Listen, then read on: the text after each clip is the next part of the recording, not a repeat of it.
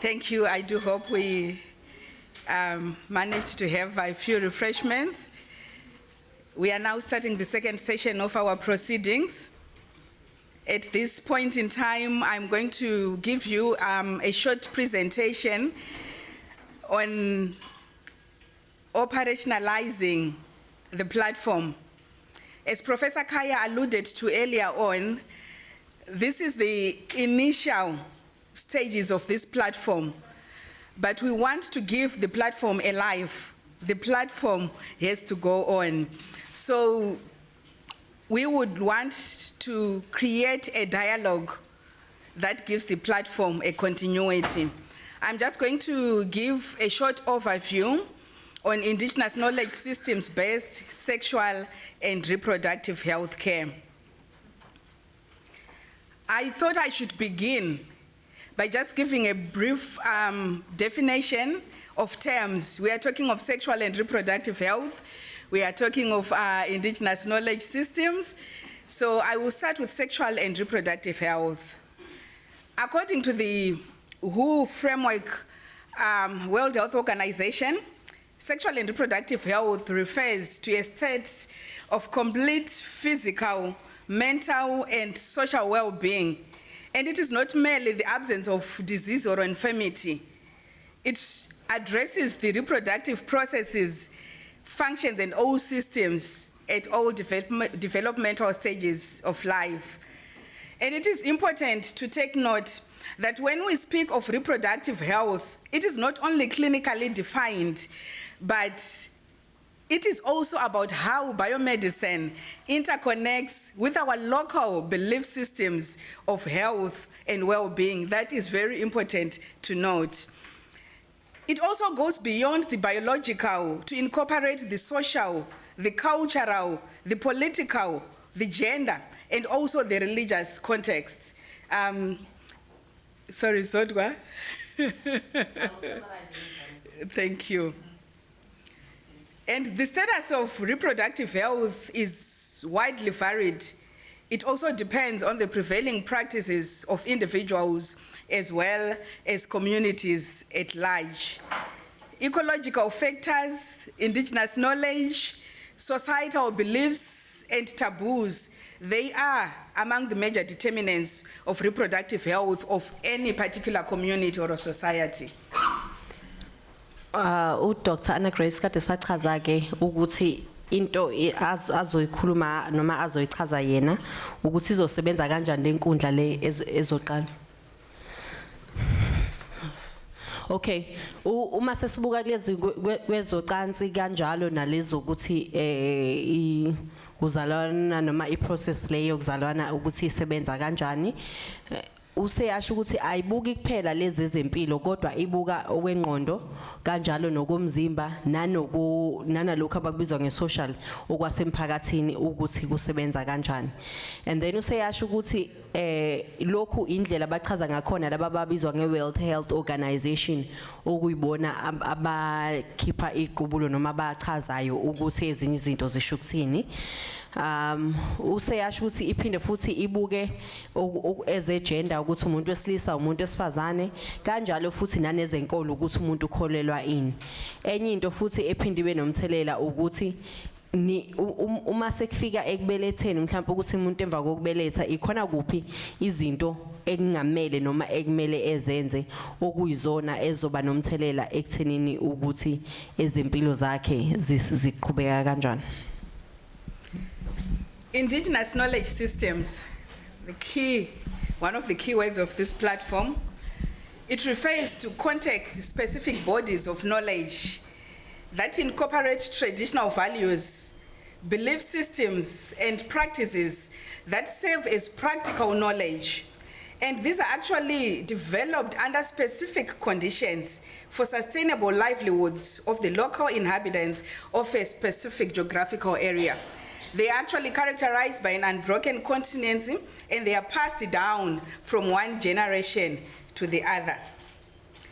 A very important component of traditional knowledge is the role of traditional medicine in sexual and reproductive health care. Siyazi ukuthi ulwazi lesintu ulwazi lolu oludlula from generation to generation, so abantu abafike bechaze kanjalo nesizukulwane bephinde bazi ukuthi lisetshenziswa kanjani. Uma futhi enye into ebalekile yabukwayo ukuthi iyona yiphindima edlalwe imithi yesintu ekuthenini ukuthi impilo yalokhu esikhuluma ngakho ye sexual and reproductive health care iqhubeka kanjani. Traditional medicine, Prof. Kaya alluded to when he gave us his opening, we gave us the background to the platform, that traditional medicine is one of the key areas of the DSCNRF Center in Indigenous Knowledge Systems.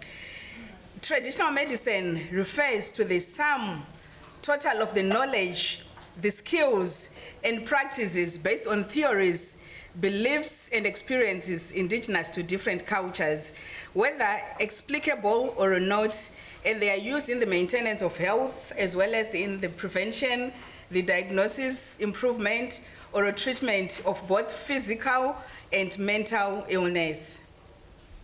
Umuthi noma imithi yesintu iyona esetshenziswayo ukuhlukana nanokuthi iculture yakho ithini. So abantu siyazi ngokuhlukana kwakhona kuphinde futhi kuhluke nanemithi abayisebenzisayo, kuphinde futhi uzama ukuthi usize ekuvikeleni kanjalo futhi nanekuthuthukiseni impilo yomuntu nanalokhu komqondo.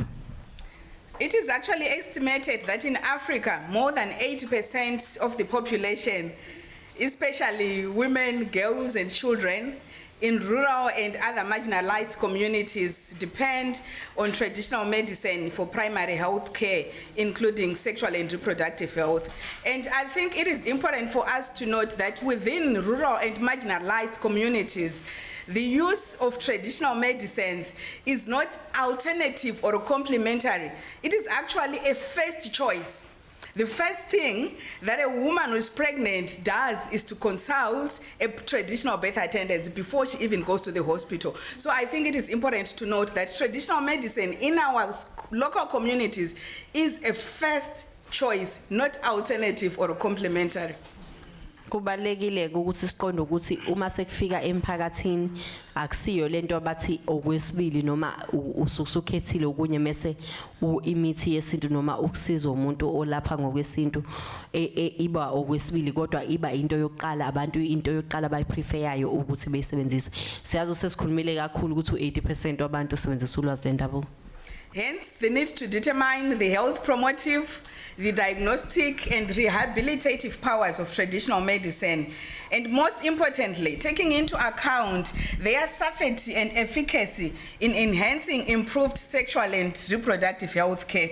I think the biggest disconnect between the biomedical side and traditional health practitioners is the issue of efficacy and safety in the use of traditional medicine. So this has to be one of the important issues that we have to dialogue on in this platform. Kubalekile futhi ukuthi kubukakale ukuphepha nanokusebenza kwemithi yesintu kuze izosiza kulezi inkinga esikhuluma ngazo zizocansi kanjalo nezokuzalana. Indigenous knowledge systems in the context of sexual and reproductive health is a new area of inquiry. We've been talking of sexual and reproductive health. We've been talking of indigenous knowledge, but interfacing indigenous knowledge and sexual and reproductive health, it is a new area of inquiry.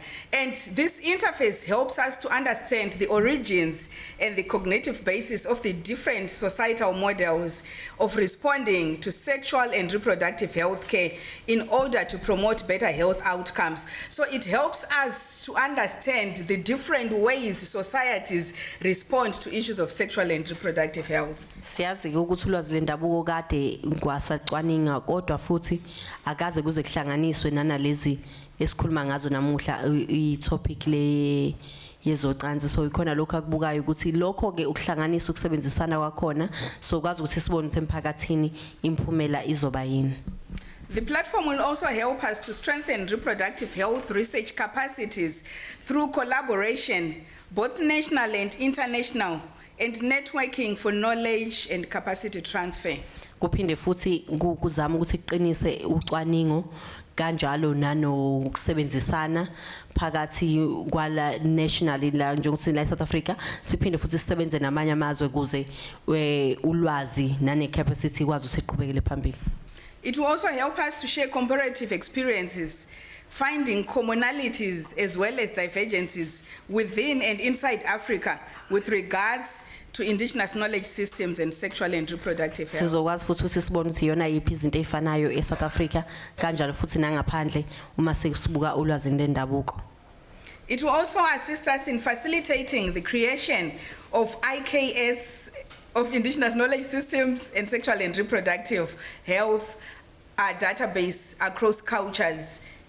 I think we would want to have an opportunity to be able to have a database on IKS and sexual reproductive health across cultures that touches on different cultures and how people conceptualize the interface between indigenous knowledge systems as well as sexual and reproductive health. Futhi lokho esiqalayo kuzosiza ukuthi sikwazi ukuthi sibone abanye abantu kwezinye indawo noma abanye abantu abangama culture ahlukene ukuthi bona babhekana kanjani nalezimo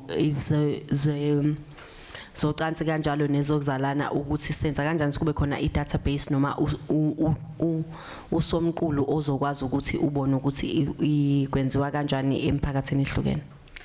The platform will also create a space for the promotion of further research in safety and efficacy of traditional medicine for sexual and reproductive health. Kanjalo futhi uzothuthukisa ukuthi kube khona ucwaningo elibuka ukuphepha nanokusebenza kwemithi yesintu. And it also promotes multidisciplinary approaches to research on indigenous knowledge and sexual and reproductive health, that is collaborating, interfacing with sociologists, with pharmacists, who are the medical sciences, with traditional health practitioners, interfacing IKS and sexual and reproductive with other knowledge systems. Kanjalo futhi kuzobe sekubuka ukuthi kusetshenziswa kanjani nabanye abantu uma sesibuka laba osokhemisi kanjalo nalaba abelapha ngokwesintu nalaba futhi ababuka okusemphakathini ukuthi lolu lwazi luhlanganiswa kanjani ukuze sokwazi ukuthi sibone ukuthi sisiza kanjani le sexual and reproductive health systems. This here is a brief overview on the structure of the platform. At the top we have the Secretariat, which is the DST NRF Center in Indigenous Knowledge Systems. We have biomedical practitioners who are the medical professionals working in the field of public health care with special interest in traditional medicine, indigenous knowledge, and sexual and reproductive health. Then we have the indigenous holders themselves. As has been said earlier, we cannot dialogue on indigenous knowledge without the presence of the knowledge holders, who are the ones who are passing the knowledge onto us, and they are the ones who are actually on the practical ground. So we have indigenous knowledge holders in the form of traditional birth attendants as well as traditional health practitioners, sangomas or healers.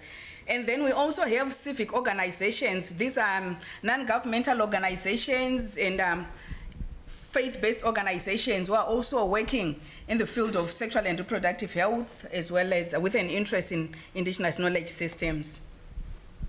Le nkundla lesivulayo ke noma esifisa ukuthi sizoyisungula namhlanje sizobuka iSecretariat okuyona okuyi Department of Science and Technology NRF iCenter yakhona leyo lwazi lendabuko as abantu abangama stakeholders noma bazoba nendima abayidlalayo kule nkundla mase kuba yilaba esibabiza ngama biomedical practitioners angithi sikhuluma ukuthi kumele ukuthi kube khona ukusebenzisana phakathi kwalaba abelapha ngesintu okuyibona abangama indigenous knowledge holders njengoba kubaluliwe lapha and ababalekile kuze lo msebenzi uqhubeke mase sekuba khona nalaba abasibabiza ngama civic organizations abanye abantu abangakwazi ukuthi bebe nothando ukuthi bebe ingxenye yale platform. As initiators of this project and part of the discussion that are going to go on today, we are going to look at key thematic areas in the field of sexual and reproductive health interfacing with IKS.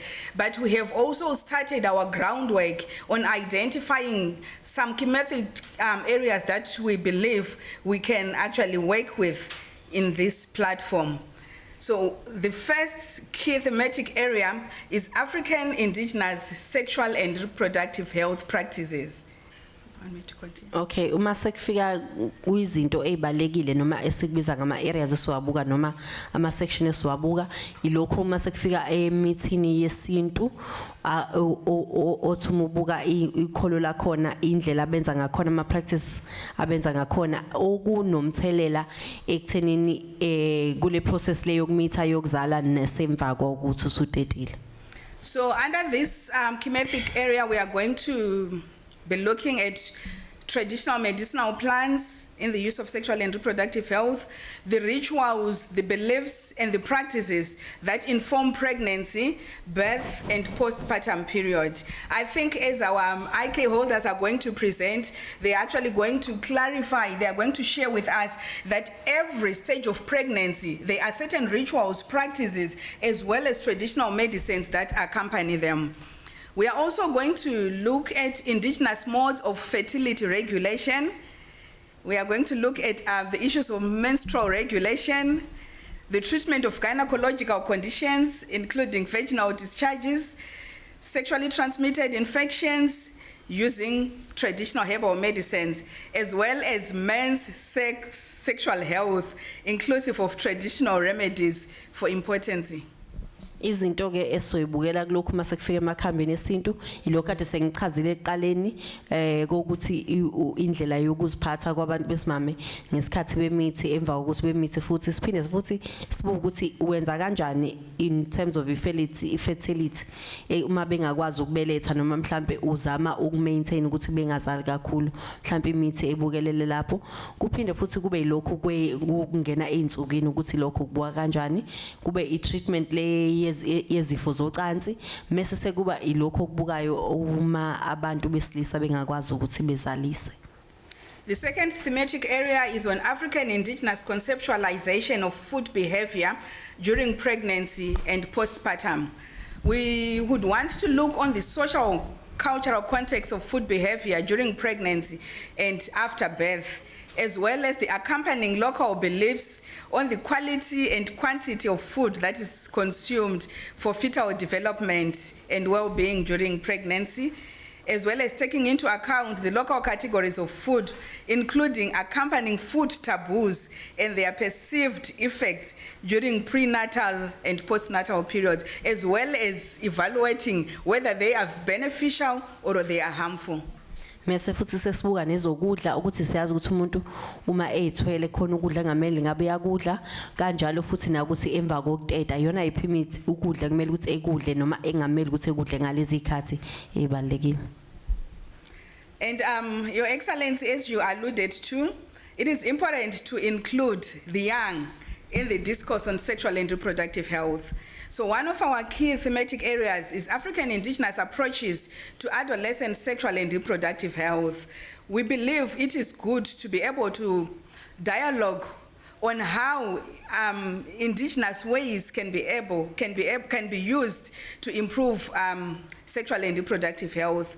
We are going to look at the rites of passage, coming of age ceremonies, what they mean to adolescents, the social cultural determinants of adolescent sexual and reproductive health behavior, as well as issues of menstrual regulation for young adolescent girls. Siphinde futhi sibuke mase kufike intombini ukuthi ikhuliswa kanjani lokho esibiza nge-rites of passage yona iziphi izinto engimese bedlule kuzona ukuze bekwazi ukuthi befike esigabeni sokuthi bebe ngomama kuphinde futhi kube nanokuthi lokho kwama periods njengoba kade sishilo ukuthi lokho kweinsuku ukuthi ku maintainwa kanjani noma ku regulatewa kanjani umuntu enenkinga.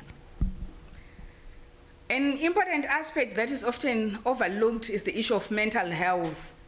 We are going to be looking on the African conceptualization of mental health in the context of sexual and reproductive health. Is there really something about mental health within the indigenous context? How is it defined? So we are going to look at traditional psychological systems and healing practices, holistic, that is culturally relevant or specific mental health practices for improved sexual and reproductive health, maternal mental health, That includes antenatal and postnatal depression, and most importantly, infant mental health. Are there ways in our indigenous communities that our IK holders, our traditional birth attendants, are able to discern whether an infant has got mental health challenges?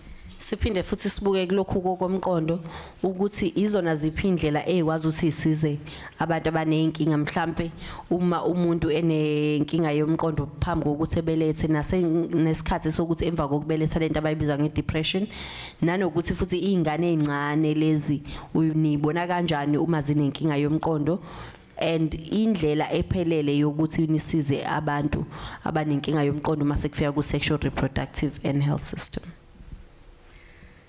We believe it is also important. We are talking of traditional medicines.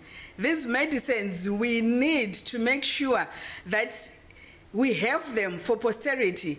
So we want to look at the issues of our traditional medicines and the effect of climate change on them. So we are going to look at how climate change affects traditional medicinal plants that are used for sexual and reproductive health, and also to discuss on strategies to preserve medicinal plants as well as the plant knowledge for posterity, so that generations and generations, they have the information. And we believe it would be also good to dialogue on the possibility of creating local botanical museums for preserving as well as exhibiting indigenous medicinal plants, and also to look at the possibility of encouraging our communities to have their own community or home nurseries for indigenous medicinal plant medicines. Sibuke nanokushintsha kwesimo sezulu ukuthi kunamuphi umthelela emithini yesintu njengoba desho ukuthi sizama futhi nanokugqugquzela imphakathi ukuthi ikwazi ukuthi ibe nezindawo lapho abatshala khona imithi yabo nanokugcina ke ukuthi izihlahla lezi zesintu zingakwazi ukuthi iphele. The key operational activities of this platform has been pointed out earlier by Prof. Kaya. We will continue to come back to them. Our expected outcomes is to be able to map IKS-related sexual and reproductive health resources and best practices for dissemination to wider audience and stakeholders. Izinto noma inhloso esinazo ngalomhlangano ukuthi okokuqala sibone ukuthi singakwazi ukuthola kuphi imali noma insiza ekuthenini ukuthi sikwazi ukuthi sifinyelele kubantu abaningi noma ama stakeholders amaningi. And to find ways on interfacing IKS-based sexual and reproductive health, to interface IKS-based and biomedical knowledge on sexual and reproductive health to become more accessible and relevant to local communities. Sikwazi kanjani futhi ukuthi sihlanganise ulwazi lasentshonalanga kanjalo naleli sintu ukuthi likwazi ukuthi litholakale kalula libe futhi usizo nasemphakathini. To establish an IKS-based SRH research network database and to enhance national as well as international networking and collaboration on IKS-based sexual and reproductive health initiatives. Senza kanjani ukuthi kube nokuxhumana nanokuthi sisazi ukuthi uyena muphi umuntu esingakwazi ukuthi sisebenzisane naye la eSouth Africa kanjalo nangaphandle kwezwe ekuthenini ukuthi sihlanganise senze lento noma siqale ama initiatives noma umsebenzi esingawenza uma sekuhlangene ne sexual health and reproductive system. To facilitate the creation of an IKS-based SRH journal. Nana lokho esikhulume ngakho ekseni ukuthi sifisa ukuthi kube khona lento ebizwa ngejournal lapho abantu mabebhala bezokwazi ukuthi befake khona i-information yabo, so sibone ukuthi siqala kanjani lokho. Coordination and facilitation of integration of IKS-based SRH into educational and lifelong learning systems. I think that is one of the important aspects we have to look at, because let's take it from the health sciences. There might be a disconnect between what they learn and what then they have to grapple with in the communities that they work with. So it would be good to be able to integrate IKS into the curriculum. Kubalekile ukuthi kubonakala ukuthi indlela ukuthi ulwazi lendabuko lungena kanjani ezifundweni lezi ezikhona uma izingane zifunda ngoba into ezifundayo ukuthi mase ifika emphakathini akusiza into ekwazi ukuthi ziyisiza. And most of all, it is important to dialogue on finding ways of strengthening African traditional health practitioners and local communities' participation in sexual and reproductive health services for public health care as co-producers and end users of IKS-based SRH. In most cases, the role of traditional birth attendants, the role of traditional healers is actually overlooked in the public domain. Siphinde futhi sibone ukuthi sinikeza kanjani amandla noma silekelela kanjani abelaphi besintu abasebenza emphakathini ukuthi bedlale indima enkulu mase kufika kulokho esokhuluma ngakho namuhla kwezempilo njengabantu abalekelelayo noma njengabantu okuyibona abenza umsebenzi emphakathini. And lastly, to provide women African traditional health practitioners with an opportunity to engage in innovative policy development on IKS-based sexual and reproductive health initiatives. Kanjalo futhi nanokwenza ukuthi abantu besimamela ababangembelaphi besintu bebe yingxenye noma bedlala indima ekuthenini ukuthi kuthuthukiswe lokhu esibizwa ngemithetho sisekelo yezwe. Thank you. Before I conclude this, I just want to give a brief explanation of the pictures there. They are not just pictures, but they are actually giving a message of of indigenous modes of healthcare, especially for pregnancy and childbirth. The first picture, it shows the role of the elderly, the birth attendants, our mothers, our grandmothers in educating the young. We see the elderly woman, that is actually knowledge transfer. She is teaching the young pregnant woman how to gather plants, which type of plants needs to be gathered, the ethics behind, conserving the environment, the plants, so that there is continuity of those plants. So a lot will actually go into that process. It's not just going out in the field to gather medicines, but there is a whole lot that is actually involved. Then the second picture shows now the elderly woman, she's now showing the young mother how to prepare these plants so that they are made into herbal concoctions. And she is also told how the dosage, because sometimes we believe because this is not in the biomedical, we don't know about the dosage, we don't know even how many times they should take. But traditional health practitioners, they do have the knowledge, and the knowledge is actually passed on. The third picture then shows the elderly woman showing the young pregnant woman how these medicines are being administered. There are different ways of administering. Through massaging, here she's massaging the belly with traditional medicines. Some are taken as, they are taken orally, and there are various ways of how these medicines are taken. The fourth picture, it shows the role of community, of family, when it comes to giving birth. Giving birth, it's a difficult time for women. So it is good for a woman who is giving birth to have the support of a family, the support of a mother, of her relatives, and the traditional birth attendants there helping her through the process. That is what that picture tells. And when the mother has been assisted through pregnancy, she's given birth, the support continues. The elders continue to tell her how to take care of the young one. They also, as Your Excellency have said, they also teach how to take care of herself so that she is restored back to good health after childbirth. Thank you very much. Mina ngizochaza kancane nje lokho kade kusho ngalezi ayithombe ukuthi okokuqala umama loya nje obade nimbona kade ekhombisa intombazane le eyithwele imithi esetshenziswayo ephinde futhi ekhombisa ukuthi prepare kanjani nanokuthi isetshenziswa kanjani. Uwakhuluma ngalento ye dosage ukuthi abantu abaningi bevele bethi abazi ukuthi imithi yesintu ikalwa kanjani ukuthi umuntu esebenzise, kodwa uyasho ukuthi ngokwesintu bayakwazi ukufundisana ukuthi isetshenziswa kanjani. Isikhathi sokubeletha nesomphakathi ekusizeni ukuthi ingane ikwazi ukuthi ifike kahle emhlabeni kanjalo futhi nanoma isifikile ekuyikhuliseni kwayo nasekubuyiseleni umuntu esimame esimeni sakhe ebekade yiso ngaphambilini. Thank you very much.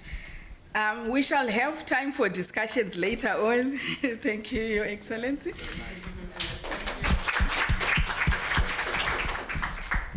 But at this moment in time, we have given you sort of the theoretical aspect. Now, we are going to hear the practical aspect of indigenous knowledge, systems, and sexual and reproductive health. So, Umama Wetu, Umam Nkomo, is going to come in and give us a preview of how they respond to issues of sexual and reproductive health. Mam Nkomo.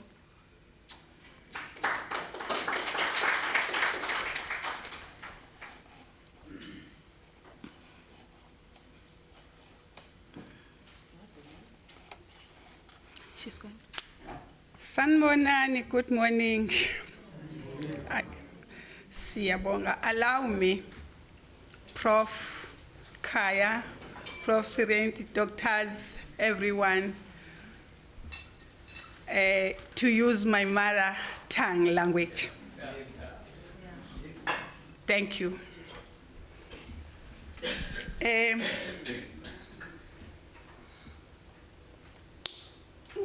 Umama Nkomo uzalele eGreytown before ngaphambi kuba ngingene enkulumeni yami ngizalele eGreytown 1949 January 25 ngaya eNtwasweni ngayothwasa ngase ngiba isangoma. Ngifuna ukusho ukuthi lezi zinto engizoyikhuluma la ningixolele khona isikhathi ukuthi mangikhuluma ngigcine ngingasekho muhle kahle uma kukhulunywa ngalezi zinto nongixolela if usenibona sengikhipha inyembezi. Okay. Umama Nkomo has requested that she was speaking her mother language. So she was explaining that she is a traditional healer, isangoma specifically, a diviner, in other words. And then she shared when she was born in 1949. So when she's talking, she's saying, please do not mind her if she gets emotional or whatever that may happen. She's apologizing in advance before it happens, just in case if it happens. Ngiyabonga. Ngicela ukusebenza 1969 November 25. Ngicela ukungena ke esihlokweni esizokhuluma ngaso. We would like to get into the topic of today, and she's saying that she's been a traditional healer since 1969. November 25. November 25. Ngiyabonga kakhulu. Sizokhuluma la ngeempawu zokuthi impawu zokukhulelwa komuntu wesifazane. Impawu zokukhulelwa komuntu wesifazane ukungayi ezinsukwini zobusha, ukugcwala kwamabele, ukuthanda ukudla okuthize, ukuphalaza, ukozela, ukukhathala njalo, ukuba nolaka. So the symptoms that they look at in terms of pregnancy, or what are the first symptoms that they see when a person is pregnant? Firstly, it's the absence of periods, the fullness of the breasts, the selection of the food that they eat, vomiting, always being sleepy, always being tired, and sometimes being very angry. Ningakhathazeki kakhulu ngesizulu sami. Umama uMasithole udokotela umhlatshwayo kukhona okubhalwe ngesingisi uzonilethela kulabo abangasazi isiZulu. Ningakhathazeki sikwenzile. Okay, so this is a Zulu presentation, but there is one that is in English, and should you wish to have it, Dr. Hlatshwayo has, and she will be sharing. Ngokuba lezi zinto zethu zesintu fana sichaze ngesintu ngoba asikho esingisini. So we need to explain our things in Zulu so that it can be clearly understood, because we are not in English. Direct translation. Uma kudlula izinyanga oyangazo ezinsukwini zobusha kuzodingeka ukuba ulinde enye inyanga yesibili ilapho la beqala khona ukuza kuthina njengabelaphi ukuzobheka ukuthi ngidlulwe yinsuku zami kwenzeka ini. Ilapho ke la sibheka khona njengabelaphi uma siyobheka sisuke sisho masikhuluma ngokubheka sisho ukuhlola emsamo ukuhlala phansi ubuke inkinga yomuntu ukuthi kuphi ilapho lasibona khona ukuthi kungabe isifo noma mhlambe kwesinye isikhathi ingoba usebambile ngoba kusuke kungakabonakali kahle ukuthi kuyingane kusuke kuseyihlule elikhombisa ukuthi umuntu uyabamba. So when a person has missed their periods, they can come to them and they do a divination, because you need to understand that not all the times that you miss your periods it will be because you're pregnant. There may be some other issues. So as soon as that process is done, they will be able to determine what is the real problem, because at that time they need to see, is it because implantation has taken place or it hasn't. Siyabonga. Uma kuthi sekutholakala ukuthi ukhulelwe, uma sewazi ukuthi ukhulelwe, ugwema lokho kulandelayo. Ukuphuza izimbiza zesintu ezingahlelelwe, ukugwema ukuchatha, ukusebenzisa amaphilisi okudingeka ungawadingazangwa ubani udokotela. Ukugwema ukuthi njengoba inyanga isuke isephansi awuvumelekeli ukusebenzisa noma imuphi umuthi wesintu namaphilisi ongawanikwanga udokotela awukwazi ukusebenzisa ngoba kusuke engakabi yona ingane kusuke kusaphemba ukuba ingane. So as soon as that has been determined, a person must note that they must not use all traditional medicines, because some of them which are not made for a pregnant woman will be able to harm the child, including the tablets. We all know that as soon as you're pregnant, there are particular medicines that you cannot use, especially in the first trimester, as the child has not even developed it as yet. So that is what she is saying. Uma sesinesiqiniseko ukuthi umuntu ukhulelwe kuba enyangeni esithathu siyaqala simnikeze imithi yokuvikela imithi esibiza ngezimbiza noma uzifo zonke yokuvikela izifo ezingaphazamisa ukukhula komntwana. So in the 3rd month, that is when we start administering medicines, which is called uzifo zonke, or other medicines that can try to protect the child so that they can grow in an appropriate manner.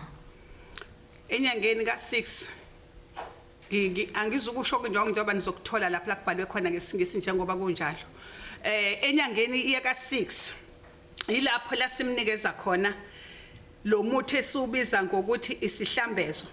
Lapho sisebenza kanje lesihlambezo silokho siyakhulisa kahle umntwana futhi unina uvikeleka ukuba ahlinzwe uma ebeletha futhi akhipha avika nobuhlungu angabuzwa nenhlungu nokuthi angahlinzwa esibhedlela. And then there's a medicine that we administer, which is this hlambezo, which is also helps for the baby to grow well, and that is given in the 2nd trimester and the 6th month or the 3rd trimester, so that even when they go to give birth, they will not have a problem. So it eases the process of birthing, and also the pains. It decreases the amounts of pains that a person can go through during the birthing process. Uma umntwana enyakaza kancane noma enganyakazi umama uyeza kuthina njengabalaphi bendabuko. Umntwana uma enganyakazi mase sesiyabheka ukuthi kudalwa yini ukuthi umntwana anganyakazi. Ngesikhathi sesitholile sishisa impepho, masiceda ukushisa impepho bese beyakhuluma abantu abadala. Masikhuluma ngabantu abadala sikhuluma ngalabantu abangasekho sebashona ababusa la kuthina emzimbeni yethu okuyibona abasitshela izinto. Yilapho ke lasithola khona ukuthi yini edala ukuthi umntwana anganyakazi bese siyaqala siyamsiza. Also, when the child has decreased fetal movement or no fetal movement at all, they can also go consult a diviner again. They try to see what is the root cause of the problem, and they see how they can help them after the divination process. Akayi kunoma isiphi isangoma uya kumbelethisi. They don't go to just to any sangoma, but a sangoma who is also a traditional birth attendant. Sinalendlela esibiza ngokuthi ukuxukuza lento esibiza ngokuxukuza ingane.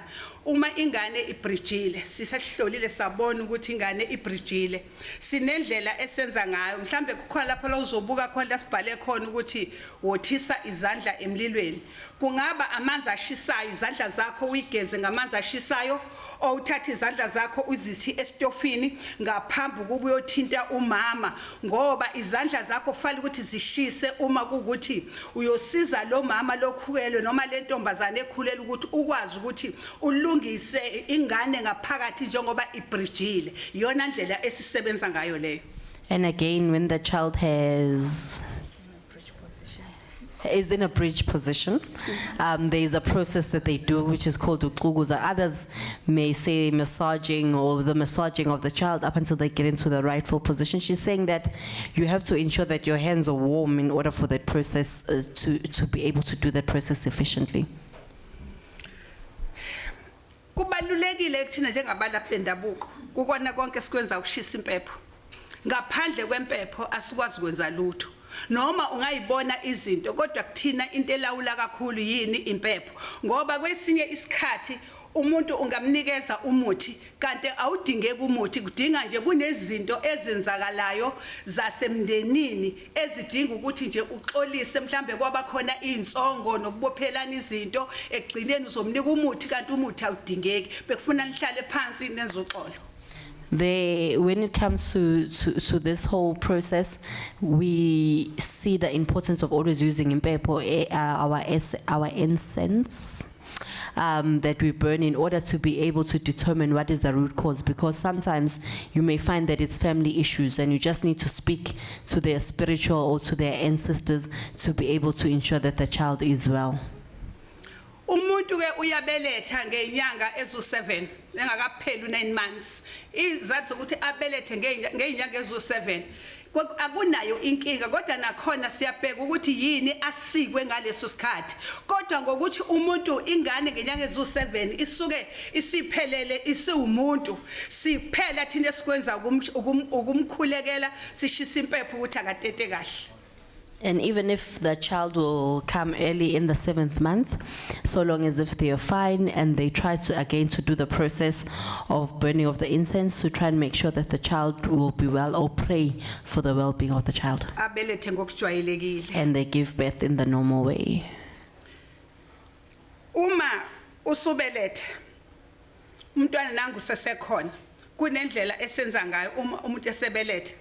Uma esebelethe thina njengababelethisi siyazi ukuthi umntwana mesebelethwa kunendlela esikala ngayo uma sizomsika bese siyabopha la enkabeni esenza ngayo siyakala ndlela thile esikala ngayo bese usuyabopha emva kokubopha umntwana ubusuyamthatha umntwana umbhekise phansi ngendlela enempilo ongezukufa umntwana ukhiphe udenda emlonyeni umgeze bese umnikeza uma wakhe.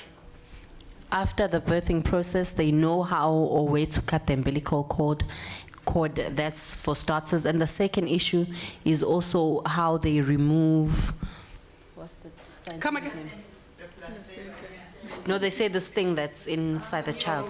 Yes, the mucus. Yeah, because I also know the Zulu thing. The mucus from the child, and after that they clean them and then they give them over to the mother.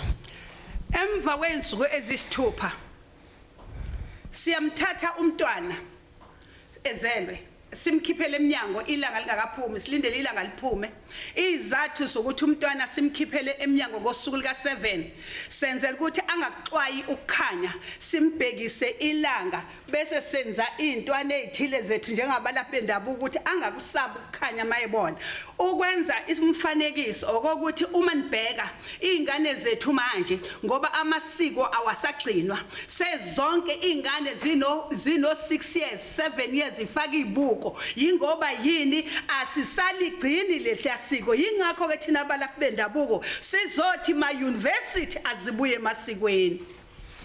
On the 7th day, Summarize that I will try, Your Excellency. On the 7th day, they take out the child in the early morning before the sun rises so that they will be able to see the sun. Again, it assists them with their eyes, so they don't have eye problems. She's saying that, for example, right now, you'll find a lot of young kids, 5, 6-year-olds wearing glasses, and that's because that process is no longer done.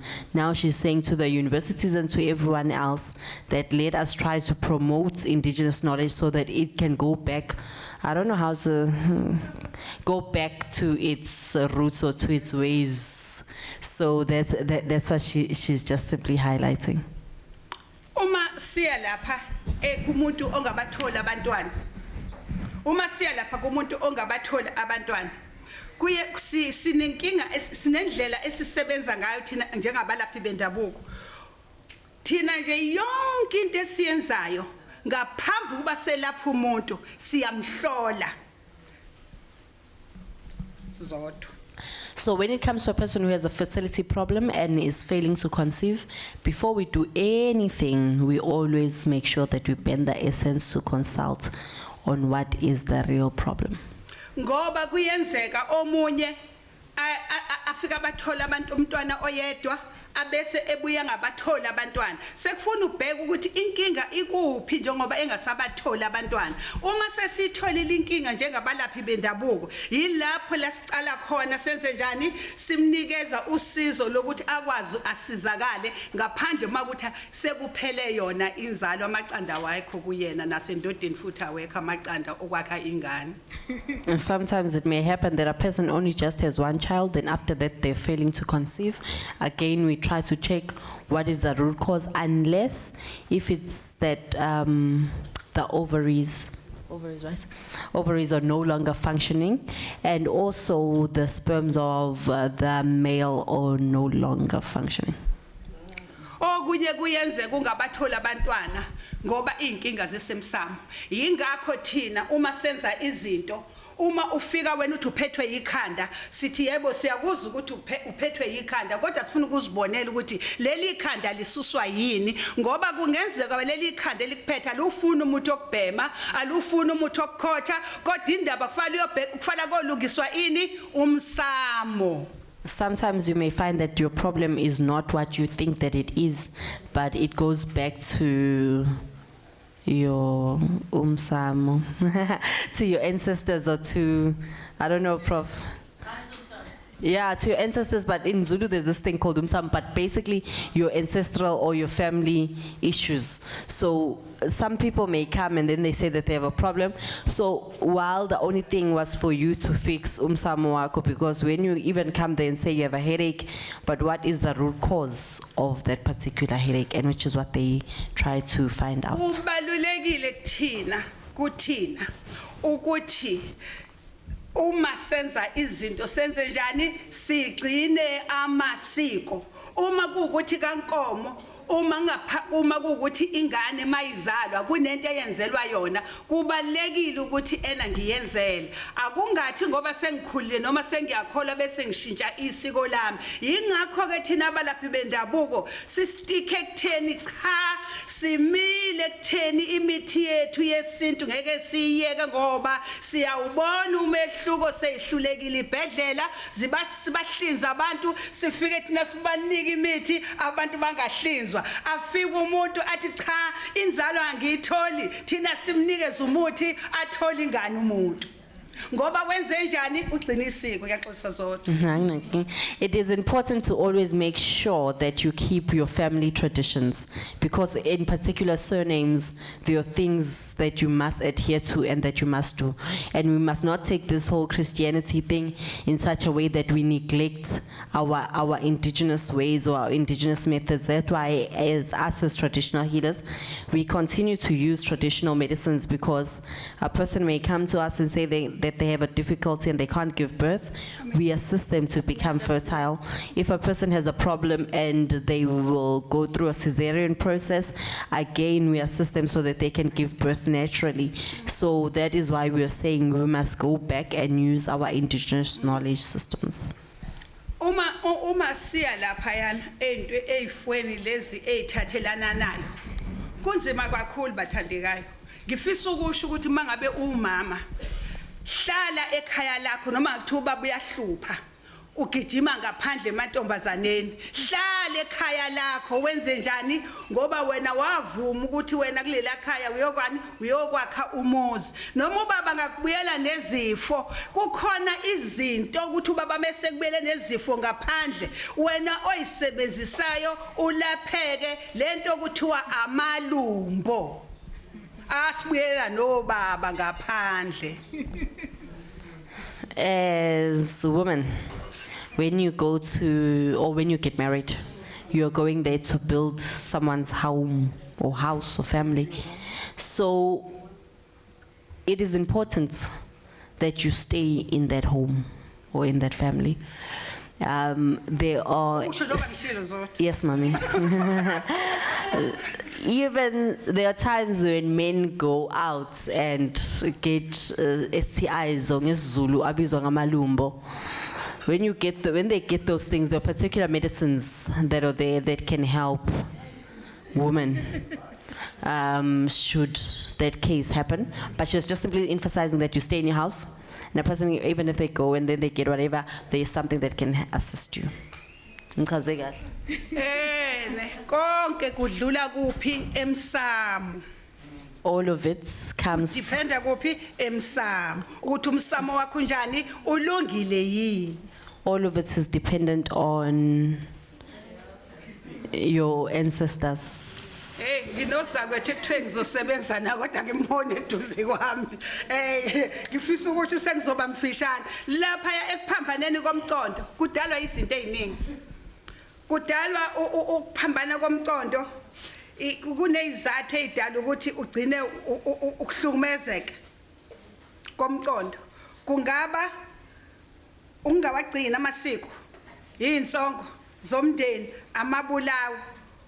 Usungalashwa ke uma ukuthi usunjani sekuyaziwa izathu zalokho kodwa nje isikhathi esiningi sokuphambana lomcondo ucabanga nalezi zinto enizibona lapha zibhaliwe ngifisa ukusho ukuthi okunye ngokungagcini amasiko ngimile ekutheni ma university okungagcina amasiko kudala inkinga okugcina kuphuma umntwana enjani eseyisidalwa ngoba ngani amagcino amasiko asisenjani asisawagcini.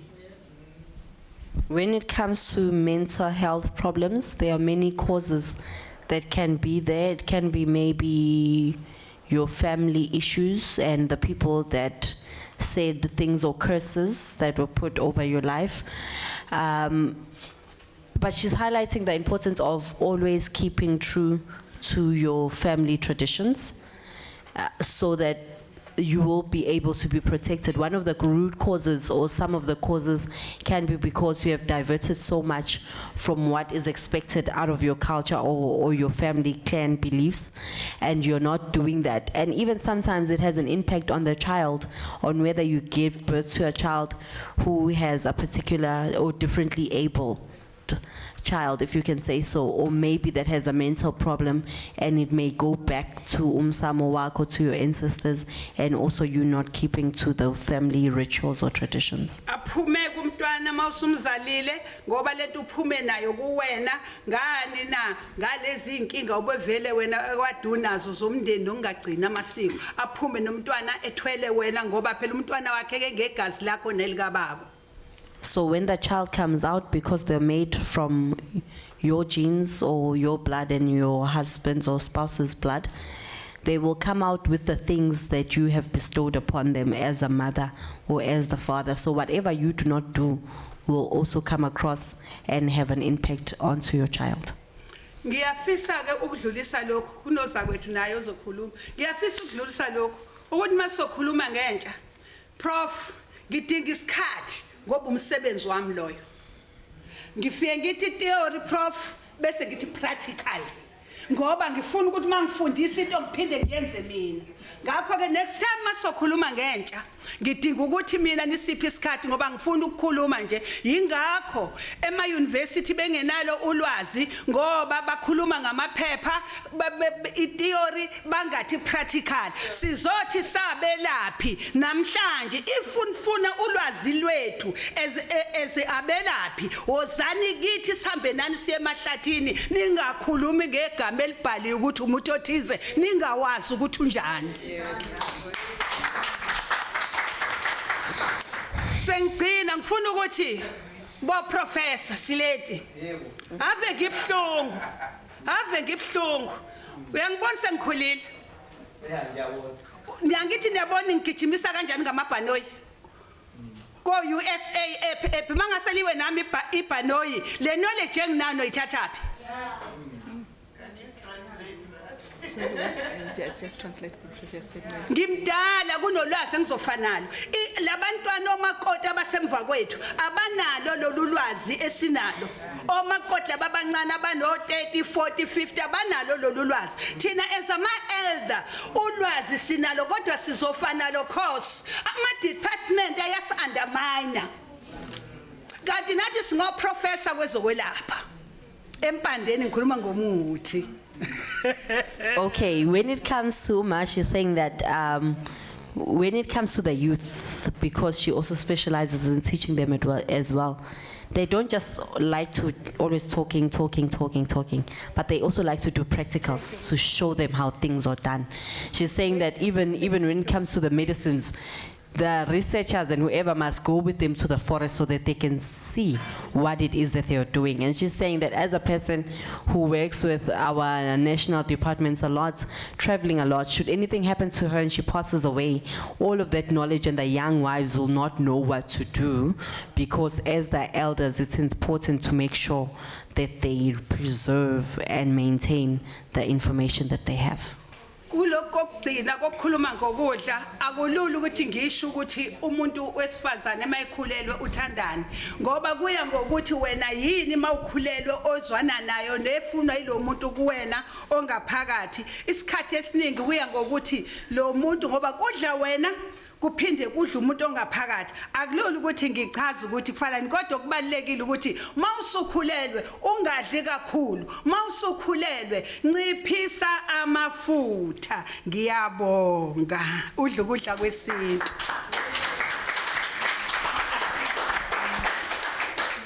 When you are pregnant, we may not say what it is that you must eat because it's dependent on the person that you're carrying.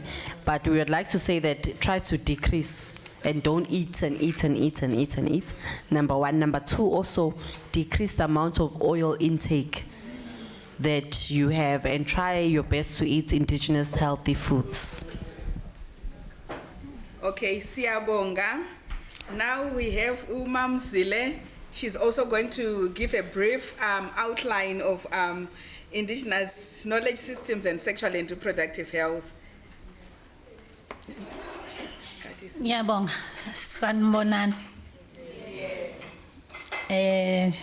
Njengoba sengethulile njena udokotela ngingumama usindisiwe ngingumamzila kahle hle ngiyinkosikazi yaseBangunini.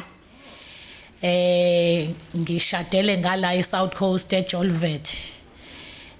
Ngingumelaphi ke wendabuko ngaphansi kweTraditional Healers Organization.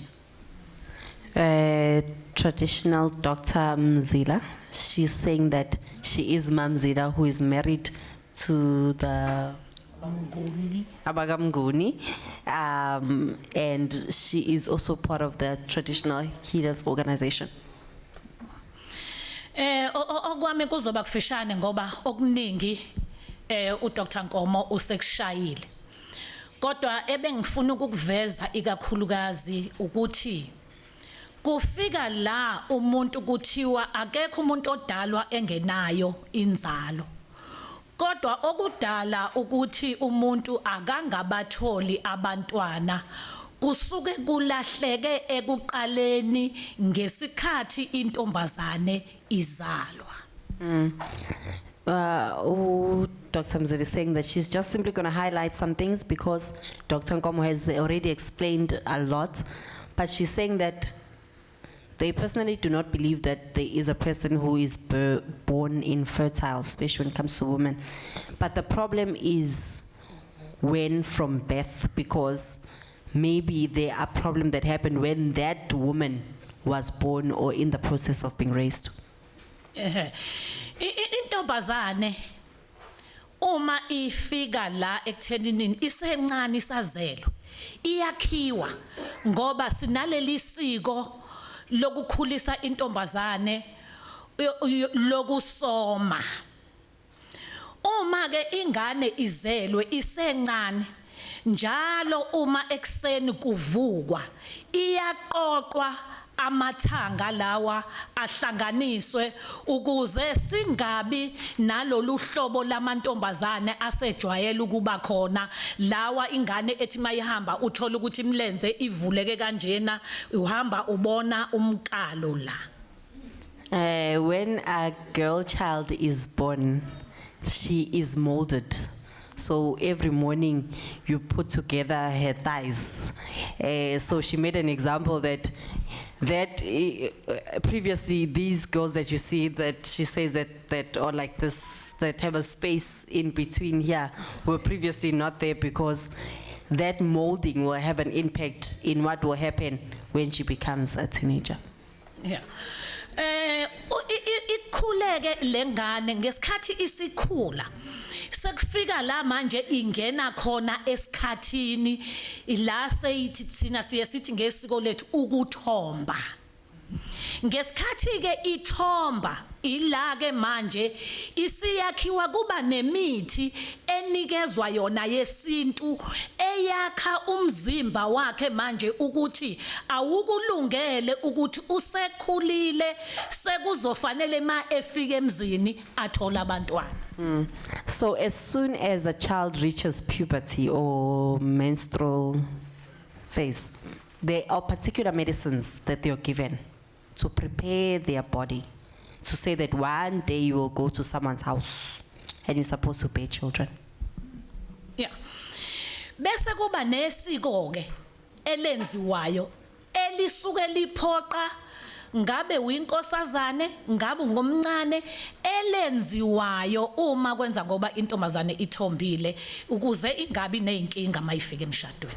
There is also a ritual or a rite of passage that is also done as soon as a child gets their periods, which they have to do, which will also have an impact in causing problems when they go into marriage. Okay. Ayike ngoba engathi ngikhulume ngesikhathi esimbi angazi ke noma nisazongithola umoral uyaphela ke kahle hlema kwenza ngoba unikwa ithuba bese kubuye futhi uphinde kuthiwe liyeke ngoba bese ngiyevuthwe endabeni kodwa ke akusho ukuthi ngaleso sikhathi engosinikezwa mhlambe bazothola. Hello, my name is Dr. Andrea Little Mason, and I bring you greetings from the United States of America on behalf of African American women all over the country and diasporic women all over the world. As we continue to pursue this work of indigenous knowledge studies and focus on sexual reproductive health care, it is important that we remember that indigenous doesn't mean the same thing to African American women that it might mean to those African women that were born on the continent. In the United States, for indigenous, most likely people are going to be referencing Native Americans, American Indians, or Indians, the original Americans. They will not be talking about ourselves. So when I say here, indigenous knowledge, immediately the thought that comes to the African American's mind is, oh, you must mean Native American, you must mean something else. They're not thinking or connecting at all. Know that I'm talking to you, African American person. But for the African American woman specifically, great efforts were made to disconnect us from our history, our name, our culture, our language. We don't have that. That's important to think about because up until 60 years ago, African Americans were not even considered full citizens of this country. That's very recent. My father tells me stories about what life was like then, about watching my aunts and my uncles be born in the front room, or knowing that my big mama, that's how we would say it. We often refer to our grandmothers in that way. My big mama was having her babies in the front room of the house. Why? Because we were not welcome into the healthcare system. We were not allowed in. And when I asked my Aunt Hattie, she's 90 years old now, Aunt Hattie, why didn't you go, before I understood, why didn't you just go to the hospital? She would simply say, baby, because we weren't able. We weren't able to go. And so in the face of that disenfranchisement, African women especially still held these skills. These are the same skills that were brought over to this continent over 400 years ago. But only in the past 50 or 60 years has this begun to dissipate? Have we begun to forget? And that is something that we have to be very mindful of. The most challenging part of it is that in reconceptualizing things, in thinking about things in a different way, many of the things were forgotten or released or surrendered over because they were seen as backwards. They were seen as the old way. We're all trying to modernize. And so it's like, you don't need to know that. In the United States, all of these things have been repackaged. Something as simple as carrying your baby, is now, it's not considered us. It's not considered what women of African descent do. It is considered something that is holistic. It's organic to do that. It's organic to breastfeed. While when looking at African American women, it's like, black women don't do that. Black women don't do that. It's not really true. It's not true. But something as simple as carrying your baby, breastfeeding, has now been regulated to the point, breastfeeding here is considered a profession. To teach lactation is considered a profession. Baby carriers, what are the specs? How much weight can it hold? When I walk on the African continent, I've watched women tie towels around themselves. Here, my friends who were born on the continent, here, they use whatever's at their disposal. We don't look at it that way anymore. And that works to our detriment because now we look at it as something that's being given to us. But there has to be an effort made to say, no, you are from Africa. This came from you. This is what you've always done. This is what you've done. When we think about the consequences of disconnecting from our African indigenous knowledge systems, they're great. In the United States, for example, mothers and babies are 3 to 4 more times to die in childbirth than the majority of the population. Now, the challenge in that is when 60 or so years ago, when the midwives were there and they were birthing their babies at home, outside of these hospital environments, those were not the rates. Those were not the mortality rates. There were midwives that could say, I have not lost a mother. There were midwives that could actually say that had birthed hundreds of babies. So where's the breakdown? I believe that the breakdown is in the fact that we, as women of African descent, we have surrendered something. I'm always saying, remember who you are. That's one of my favorite things to say. Remember who you are. Remember who we are as women of African descent here. Remember who we are. We have sustained life. We are healers. And we have done that for centuries in this country when we were denied access. But now We followed, as we call it integration, it's called integration, but really what has happened is assimilation. We have not integrated into the system because we would have maintained some of our skills and knowledge. We have assimilated. Why? In order to make it here, in order to be able to function in this country, we have assimilated. We have assimilated and begun to follow practices. One of those practices is isolation of women. That has been the primary, a characteristic of Western medicine regarding maternity and childbirth since the beginning, isolating the woman. And now we start dying, and our babies start dying.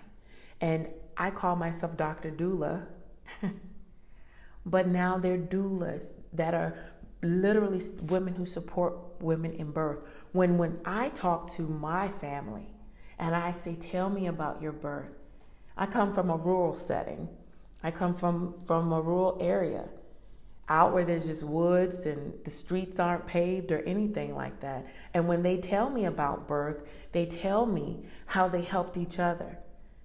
They tell me about how they called for their sisters and their mothers to help them and to support them until a midwife could get to them. Now in the United States, women of African descent are afraid of birth, just as afraid as the majority culture used to be of birth. Now, as a whole, we are afraid of birth. So when I look at this and I look at the maternal mortality rate, infant mortality rate, and all these things, I see the importance of understanding indigenous knowledge, and what we brought to this, what our ancestors brought here, what our ancestral mothers brought here, what's inside of us still, and the collaboration that it takes for us who are so far removed from language, culture, our history. We have been so mixed. I claim the whole continent. We have been mixed on purpose. We are African women who must reclaim our birthrights in order to survive. So, what is my recommendation?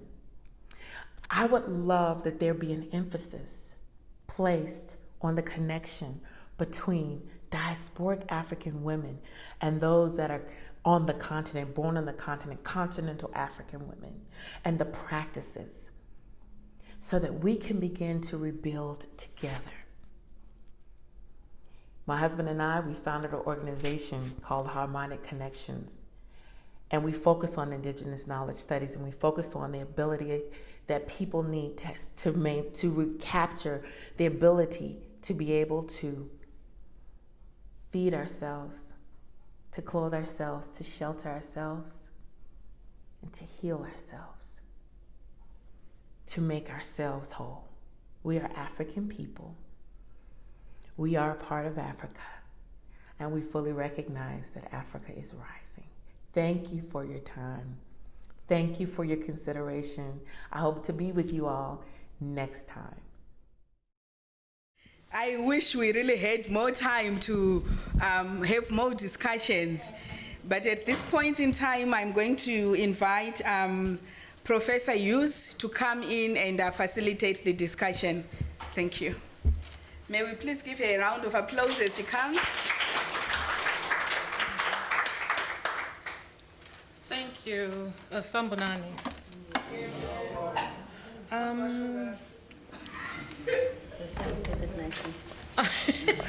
So while I get, can you help me here? I'm a professor at the University of Western Cape, but I've had a long history in South Africa. I came to Zululand and lived in Klabisa in 1994 with my husband and my 6-month-old son. And when I was doing HIV/AIDS research, and of course we encountered traditional practitioners, traditional healers. And actually my husband and I went to see one. We actually went to see a Sangoma for health reasons. But that's been grounded in my culture. I'm African American, but my ancestry is African. I was raised with my great-grandmother who was a midwife and a traditional healer. She lived to be 107.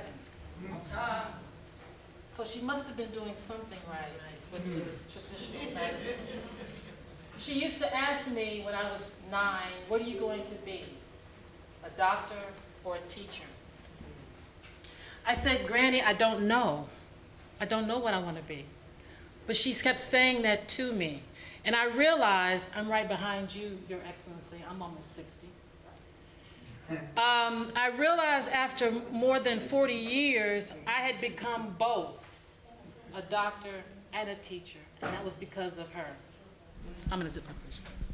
Okay, Dr. Hughes kade sasho ukuthi usebenzela e-University of Western Cape. Kade ke noma kade wafika la eSouth Africa. Uqala wakho ukufika wafikela kaHlabisa lapha afika khona nomkhwenyana wakhe neingane ena 6 months umfana wakhe. And in the years ugogo wakhe wahlala wazoba neminyaka u107. Useyasho ukuthi wayeyomelaphi esinto ephinde futhi ebeumbelethisi. And as much as njengoba nimuza ulimi lakhe ukuthi waphesheya kodwa naye iziqu zakhe zila eAfrica uma singasisho njalo. So ikhona lokho akusho ukuthi khona into right yena ekhuleni kwakhe ke ube yikho kokubili udokotela waphinda futhi waba uthisha. Can you put that on? It's not coming on. Okay, can you just click on that? So I've been charged with, from Pakaya to facilitate this section. We see this as the most important section of the day, because now you don't get to look at us or me talk. We're actually going to ask you to set the thematics for us moving forward in 4 thematic areas. So I'm going to ask that we have mics available, because my whole goal is to ensure that we get sufficient information in these areas so that we can move the charge forward. At least the IKS Center can move the charge forward. Okay? Njengamanje sekuzoba isection lapho soxoxa khona okuyona ebalekile sibuka lezi ama discussions noma indawo ezo4 esoxoxa ngazo khona ama mic azobe lokhu ehamba ke iwona esocela ukuthi abantu mabefisa ukwasebenzisa bekhulume kona. So we originally were supposed to have 2 hours, but now we've had some time shortened. We had to shorten our time. So we're going to go through all 4 areas, but I really want to ask that the participants open up and share your perspectives in each of these areas with some guidance. Sifisa ukuthi sizwe ukubona kwakho ke ngalezi zinto lezi ezo4 esokhuluma ngazo kuze nikwazi ukuthi ni share nathi ulwazi lakho kanjalo futhi nanalokhu okwaziyo noma okukholwayo mase kufika kulezi zinto. Earlier we had a presentation on the operation of the platform. These are the 4 areas that, or thematics that have come out. So zo4 ke izinto njengoba kade ngisho esoyibuka njengoba bekade sikhuluma ngokuthi izosetshenzwa kanjani lo msebenzi walenkundla. So what I'd like to do is ask all of us to reflect on these 4, and let's agree or add on to the thematic areas, and then even within we could prioritize which ones we deemed as important. So sobuka ke lezi zinto zo4 mase sesiyabona mhlambe kukhona nokunye isidinga ukuthi sik-add ngaphezulu or noma ikhona kuphi sikubona kubalekile. So I'd like to open it up. Are we in agreement that these 4 areas, thematic areas, are charged? Yes, Dr. Simon. So sizobuka ke lezi zinto zo4 asisho ukuthi siyavumelana ukuthi lezi zo4 zo right noma azikho right. Ngizoqala phansi ngisho lokho okubhaliwe la ukhighlighta nje okokuqala ulwazi lesintu mase kufika noma indlela zokwenza zesintu mase kufika kulokho esikhuluma ngakho namhlanje lokho okuthinta amakhambi esintu inkolo indlela ezenza ngakhona izinto ngesikhathi lesokumitha kanjalo nasekubeletheni nasemva kokubeletha Mese sesibuka futhi nalokho ekuthinta nalokho komqondo uma sekufika kwezocansi nalezi zezokuzalana njengoba kade ngisho ukuthi iyona iplatform engalapho. Mese sekuba indlela esenza ngakhona uma sekufika kwezocansi zentsha noma zeingane ekulekeleleni noma ekusizeni uma sekufika ku sexual reproductive health. Mese sesibuka inalokho kokudla asebeke bathi ukuchaza ngaphambilini, so ikhona ke lezo zinto ezu4 esizoxoxa ngazo. Okay, thank you. All Dr. right. Saladi. I need to pay tribute to all the speakers, beginning with Our Excellence. I think that you've given us excellent food for thought. But what we need to do is to ask ourselves, how do we integrate Excellency's inputs with the other two? Dr. Latwayo and Professor Kaya are speaking from one framework. All right? So to me, there has to be a discourse between the two. Right. And I would want to suggest that probably the first theme must be reframing the policy problematic. As, because that we need to question what we think we understand. And so the topmost, which should be a broader theme, is reframing the policy problematic, the definitions, the combination of the sex and the reproduction, all those issues which were put in, the understanding of health systems. Okay, what we are doing with this particular approach presented by Professor Kaya and the team is we're zeroing in a specific area without looking at our entire health system. Right. You know, how do we locate what we are looking at through the health, the underpinning health considerations within the African space? And then thereupon, we can begin to reframe the problem. So I thought maybe just at a higher level, we need to look at how we bring the two together and pose an overarching theme that questions the underpinnings that we are putting across for ourselves. Okay. I agree with what he has said. It's really reframing. It's in every sector now, actually. But when we look at it in that framework, and we are looking at reproductive health, already using the biomedical model, Right. research is showing us specific areas of focus. Where do you have women get problems? Right. At the household, on the way, and then at the facility. It can be the traditional healers facility or wherever. And I think that if we look at the thematic areas with a view to intervention, instead of looking at them as, you know, research areas, that will be more attractive to policymakers and those who are looking at intervention. So this is what you also have to look at. Are you looking at it as a university issue without interface directly with the policy?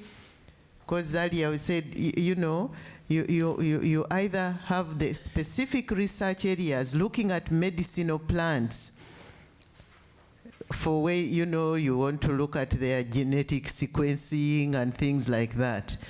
But what is it that you are addressing? Because I also think that area is very, very important. It's an area where our researchers are not equipping themselves with the way forward. And we only look at other people to lead the way. Because I know there is a research also. Some researcher in the US, he's African, Nigerian, who has been looking at the genetic code of Africans. Charles Rotimi. And he says he's running out of money, but we are now looking at these plants. Who is looking at really going deeper, doing the genetic coding of these plants in Africa, because they've been lifted, the animals, whatever. But in Africa, we just get them as they are and we put them in a gene bank and leave them there. Then sometimes somebody plants them for propagation. But we have to start going deeper than that. So while you are going into the depth of that, I would be quite interested in knowing how we can get there. Now, the other area which I want us to micro-dissect is medicinal plants. In 440 BC, Hippocrates was asked by his students, what is the best medicine? And he said, food. Let thy food be thy medicine, and thy medicine thy food. So I think right now, when you scan the horizon, a lot of nutritional products are out there. And pregnant women are just taking them. You know, talking about improving your mental health. People are marketing zinc, and yet pumpkin seeds do the same thing. So I think that in this initiative, really, since we are looking at life across the life course, health across the life course, from when you are young, what are your sperms? And she's really right. If you've eaten doing the right thing, sometimes when they say your ancestors, it is really your history, the rooting, that is what your ancestry is all about. What is it in these foods which we can also take further and market? Because we are also, people take our genetic material and market it back to us. Now it was clothes and whatever. But how can we go further and identify those foods which are useful? So, because these children of tomorrow, they are not going to go in the bush and do whatever. But let's give them a scientific basis for us to say it's possible for you to enter the industry of analyzing this, and you'll be patented for that, and you know, people who can make commercial products out of it can also make money for us as Africans. Then what else? Then the other area, which is the rituals and beliefs. Because for me, I think this is an opportunity for us to understand those rituals and beliefs and situate them in the modern context. Because I have my rosary. That rosary, if you know the history of the rosary, it also started as beads flying all over the place. Then somebody picked them and made them many beads. Then the Catholics put them first in 20s. Then they became 10s. And the Muslims have kept that kind of thing. So when you get that, what is my sister who was where is she? Yes. The Gail. What is Gail? No, oh, you are still there. Yes, you were talking about coming up with a course which links all these things. There is one called the History of Medicine. And that history talks about spiritual healing. It's also a subject matter. So you go into these, how are people healed? So please don't take these rituals and beliefs like it's just incest, because everybody uses incest. We use it in church. What is it about? Everybody's using it. We really, I think that is these areas which make Africans look like witches. It's us who have to liberate ourselves so that they come out as sub-themes in line with the World Health definition of health. Your health spiritually, your health mentally, your health economically, what I was talking to using our traditional herbs and whatever, because we are grappling with the issues of employment. These are all areas that we can guide the pharmaceutical industry, the food industry to say this research is not just for the sake of it, it's going to input into other areas in the economy, but also give us our pride as Africans that we did it and here we are.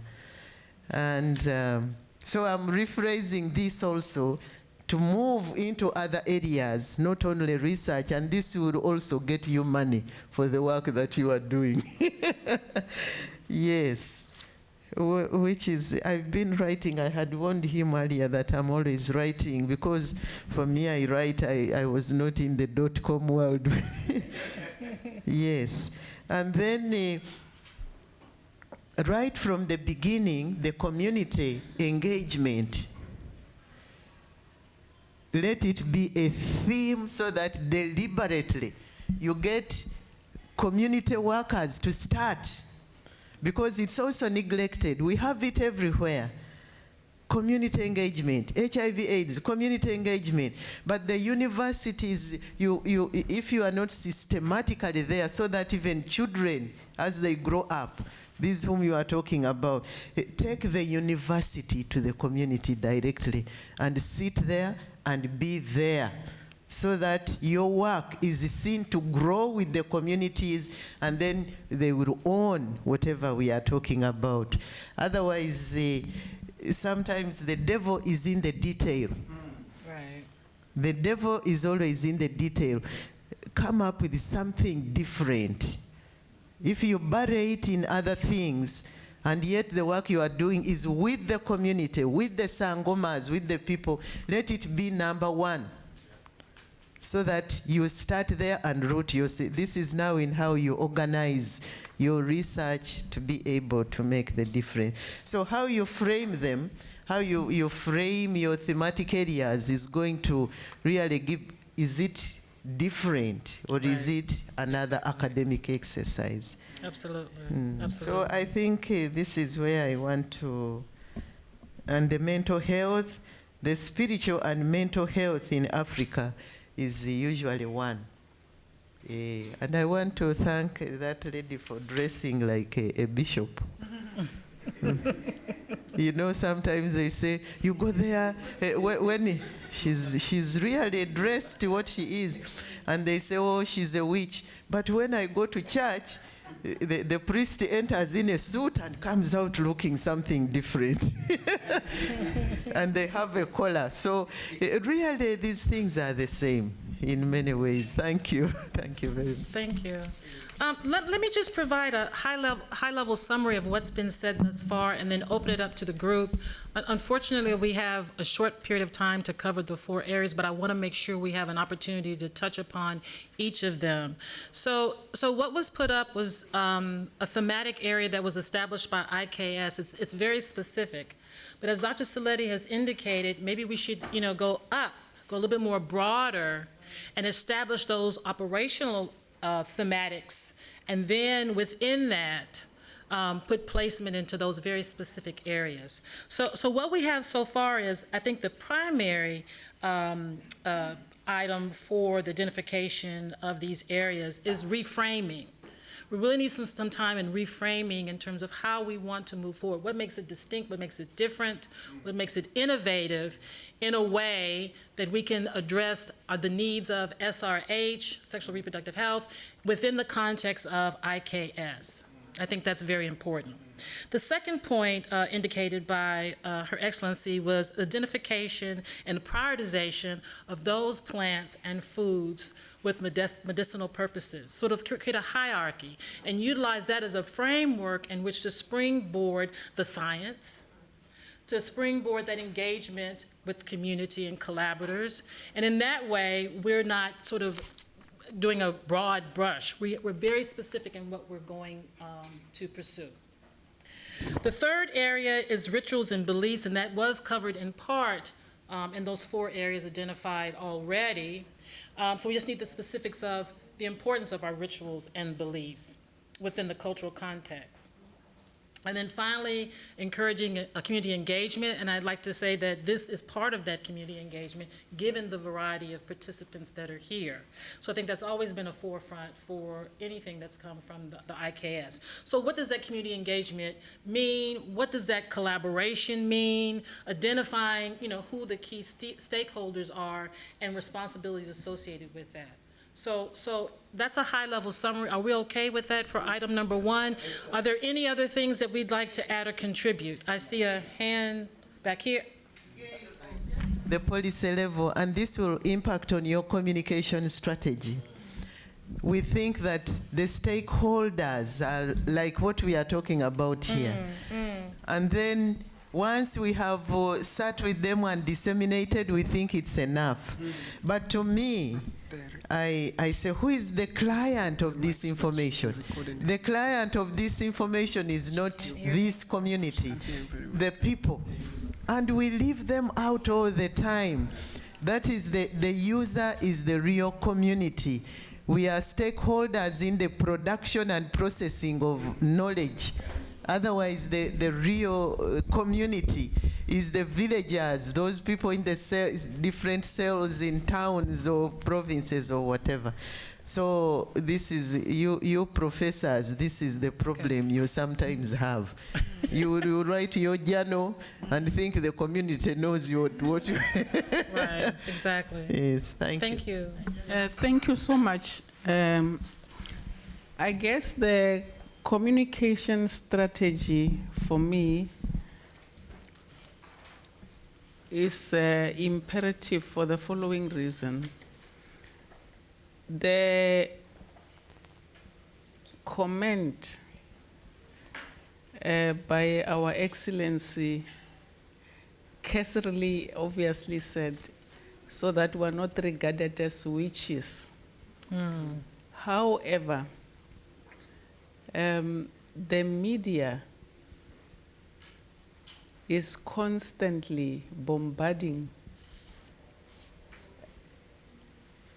people about the, sorcery practices of the traditional healers. Perhaps one has to give a historical context for us to take this in a very serious light. In 1984, the Prime Minister then, P.W. Botha, gave a speech in Parliament on how to use what he called the vulnerability of, the black people, of course, the witchcraft, among other things, to use them as a strategy to underdevelop them further. I'm not sure if we can come up with some kind of an operational thematic on how to address the media and the kind of stereotypes that are being reinforced related to the topic at hand. We are very much aware that in other countries, quote-unquote superstition is regarded as vulnerability. And of course, if we can deal with the media, we can be able to address some of these misconceptions that we currently have to deal with. And I think the communication strategy should definitely deal with all those fictitious fables about what IKS is.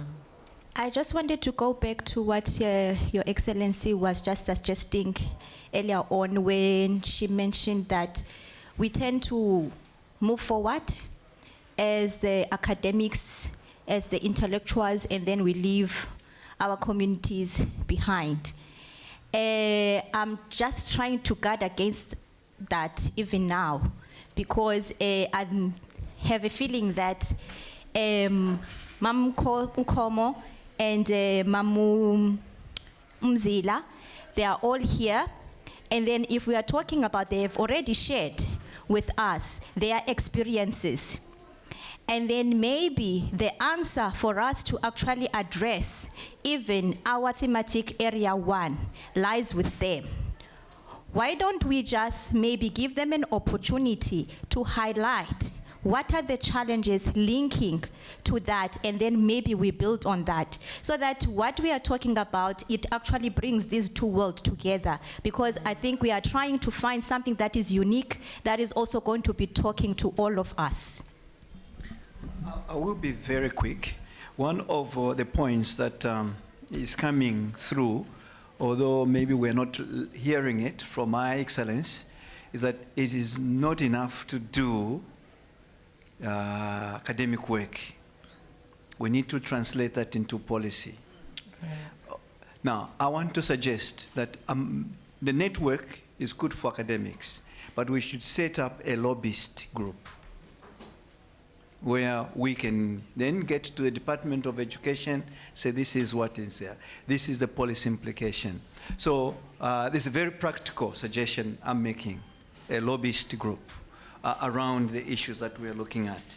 Okay. Number two is it's also quite quickly, I think we should undo what we have presented as our theoretical model. I'm now being radical. You've listened to Mankomo, what she has put on the table, and the presumptions that we are coming through with academia. I said reframing, I was being a bit more diplomatic. So let's question the very theoretical framework, which has framed the questions. The questions have been framed from an academic perspective, not from the practitioner's perspective. So we need to do that. How do we take what they've said to us as a way of framing a new research agenda? I think that it is great. I also appreciate the last contribution around the PW Bota and others. This has been worrying me in the office, in the Indigenous Knowledge Systems office. And especially when you look at the SOPs on television, each one of them, although they're trying to make it positive, but the underlying theoretical framework is they're laughing at us. Okay? So we need to find probably a national strategy on how to do that. But we can be helped if they are lobbyists. Government does not respond in initiating, it responds under pressure. And if you set up a lobbyist group that can even approach SABC as our broadcaster and the Minister of Communication and say, we are worried about this. So a lobbyist group is important. We begin in small steps and it can be a bigger. We also need that to justify why we need to take policy changes as government. So we need to find a way in which we can work together around that. I thought that I should just make those two comments. As I was hearing the speakers, what I created was under this first thematic is communications, translational knowledge and information, and we talked about media and education. Now you mentioned policy and how do you influence policy through the lobbyist group. So that's how I've sort of wrote this down. I hope the note taker's doing the same. And for this particular item. When you say undo the theoretical model, I think that's what we said earlier in terms of the reframing. And that's why we have a very diverse group of participants here, that it's not just the academics, but it's also the traditional practitioners and healers and community that we want to hear from to help us make that transition. Because to be honest, I mean, I'm an academic, but and when we present and write papers, I mean, people are asking us for data, for the research. And so we become the go-betweeners between those worlds. And so we need that information and support from the community at large, from the traditional healers and practitioners. Yeah, I mean, that's how I think we need to move forward. Any other comments? We really have 3 other items before we break for lunch. Yes. I'd like to follow up on the last comment just very briefly. It is very possible to do what you've said. However, when you come in a spirit of cultural diplomacy, in this case health cultural diplomacy, the very radical approach would be to actually have this meeting in the bush. So, you know, the place is very, very important. not just having it in the academic environment. And we actually do that. We have global tea houses in museums. We have them outdoors by the rivers. This is a place where we come together and we let the spirit, the essence of the work drive it. So I'll talk about that after lunch. It's just a little teaser for you to come back from lunch about how we actually do it. And it works, but there has to be an opening at the very beginning part to be radical, and that's a creative space, to create creative space where you come together. All good artists know how to do that. All good healing artists know how to do that. You don't, when a patient comes to us and asks for help, we don't say, here's what we do. Biomedicine is about that. In emergency situation, we say, this is what we need to do right now to save your life, and that's very practical too. But we also have this opportunity with sexual and reproductive health to be a little broader, or with our infants when they're born, to be very, very broad and say, what are you bringing to us now that might be new? So I just wanted to comment on that it is very doable. The reframe is very possible. Okay. So the second item is the establishment of an IKS-based sexual reproductive health research network database through stakeholder mapping. Now, this is just to sort of look at who are the stakeholders at large. You can do an analysis, which we don't have time to do today, but if we can identify who do we think are the key stakeholders, who are the individuals, the organizations and professional bodies, be it worldwide, global, national, and so on, and then take into consideration that we have to look at their level of interest, their input, and their contributions. Not everybody has time to go to the meetings. Not everybody will contribute in the same way. So we have to be realistic in terms of that. And then something I think we've talked about in terms of reframing, are we talking about IKS and that sub-area of, or the area of SRH, or is it SRH and then IKS? I just sort of put that out there to you to think about.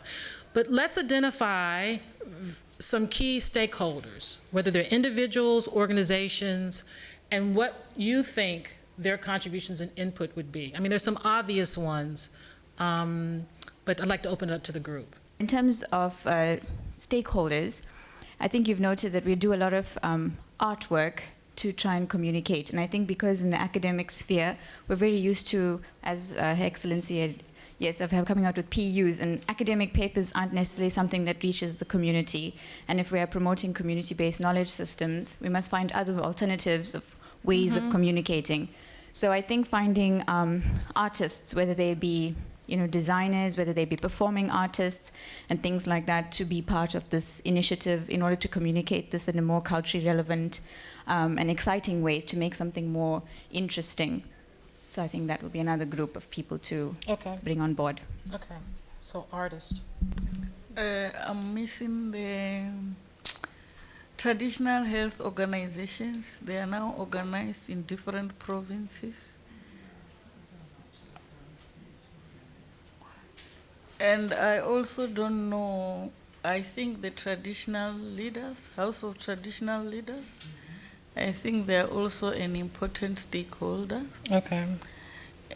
And I don't know, one other thing that I think is very important is that we realizing that Christianity has also taken a space in what we do.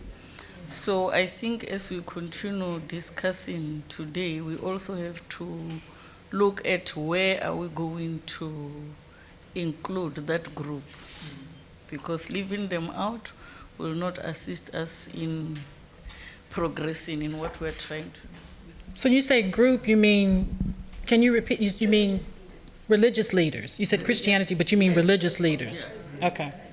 What do you think their input and role could be? Because, that's pretty big, but what would we glean from them? What could they assist us with in this initiative in terms of sexually reproductive health? If you look at initiation schools, now they have been modernized. So things like that are done in church in certain communities. So that on its own tells you that the things are moving. There are a lot of changes that are going on around our communities. And that's why we need to involve everyone. If we're Okay. talking about traditional healing, we cannot talk about it without talking about land. And then the traditional leaders own that land that we would like to go to. So I think those are important issues that we must Okay. take into consideration. Okay. So Thank you. I don't know. I think we'll continue discussing in the afternoon. We'll continue discussion, but what you've done is that you've identified the stakeholders and also given us areas to focus on. So thank you. Wonderful. I want to start from the client. Okay. Men and women in their reproductive ages. Because the ones we are identifying are the ones who influence policy, but I think it should start with what are my needs as somebody who is in the reproductive life. And that is where IT and all these means of communication do come in, because you can easily sample, even if you say, oh, those who are interested, it's biased, but you have an idea, even if you throw something out there using Twitter or Facebook or whatever. These young people will give you their views, then from the beginning you know where you are. So I just wanted the client, we have to identify this client and how do you involve them in the research. Having gone through the public awareness throughout the whole country in the last 6 months on the Indigenous Knowledge Bill, there is a clear distinction between communities and healers. And we tend to collapse them. So where GAO has put individuals, we must put stroke community, stroke society. Because these are the clients that Our Excellency is talking about. Okay. And how do we do that? So that affects the model. That's why I'm saying we need to question the model. You had put in a triple helix model in there, but we need to go beyond the triple helix into quadruple helix. And those are very important elements of the stakeholders. In this particular one, I really appreciate Professor Mlauzi's comment, because the healers and the leaders always tell us that they work together. And yet we leave out one leg. So we really need to do that. A key stakeholder in all this would also be the Department of Environmental Affairs. Wherever we have gone, the government that regulates access to traditional medicines in the bush, that gives permits, is the Department of Environmental Affairs. They need to be lobbied, not just to be, they need to be lobbied in order to provide access to traditional healers to the medicines in the forests. It's widening, but this is where we said the devil is going to be in the detail. Adding on to what you've said, because I saw in one of the slides, your slides about gardens and that kind of thing. Going forward, what does it mean? Because they tell us that this medicine, if you take it from here, it will not be the same. Exactly. So you also need soil scientists and that kind of thing. So you are going into people who will be growers of these medicines, which is another industry completely. So in the university, you have to involve the soil science. Is that the environmental thing itself? The soil science departments? It's getting wide, but I think if you want to do this thing where you really have to think through the detail, and get as many people as possible in the blueprint or the template, and then identify where to start from. Okay, thank you. I've just been told our lunch is available and it's getting cold. So what I'm going to do is for the next one, I'm going to run us through it real quickly because I've given some thoughts to it. And in the discussion section this afternoon, feel free to elaborate more. The third item was the creation of an accredited IKS SRH journal. So we first have to think about a title. We can use IKS, SRH, or whatever variation of that. You have to look at what already exists, probably under IKS, there'd be very few or limited journals that are out there. If you use other terms, THM, traditional herbal medicine, complementary alternative medicine, there are quite a few, quite a substantial number of journals out already. But is it specific to IKS and SRH? Probably not. So we have to determine our niche area, which takes us back to the thematic areas. So throughout all of these, we have to have a core operational set of areas that we're working from, in addition to have those themes. So that would influence this journal and its placement. Who's going to be the target audience? Are we geared towards, scientists, academics, policymakers? We talked about that. Practitioners, outreach to the community, students. We just have to identify that to make it a viable publication. We have to talk about support. Some cases, university libraries support journals. Sometimes the universities have university press. You can connect with, you can collaborate with a publisher. For example, Biomed Central has several series, one of them being complementary alternative medicine. We could encourage for IKS, or even Frontiers, they have a series of publications in sociology and so on. We could motivate in that way. In terms of consideration for publishing, mostly the journals are monthly. I would advocate for maybe biannual, sort of 2 a year, or we can do request the submissions. So for example, we have a conference coming up this week. Most of the presenters have been asked to submit manuscripts. That would lend towards a journal for 2 or 3 journals moving forward. Advocating for it to be open access. I don't think we really want to go into print copy. We're going to stick with online. And then there's a number of associated tasks with publishing a journal in terms of registration and so on, which are these things that I've listed here. We also have to give consideration to an editorial board, peer reviewers, copy editors, and proofreaders. So it's very labor intensive, but we have to think about these things if we're going to put a journal forth. And I just mentioned that we have 2 opportunities to get these manuscripts for the journal. One is here. We could synthesize some commentaries and the way forward. And again, I've already mentioned the upcoming meeting that's happening this week. So unless there's any comments, do you have any comments as it relates to creating a journal? I'll move on to the next one.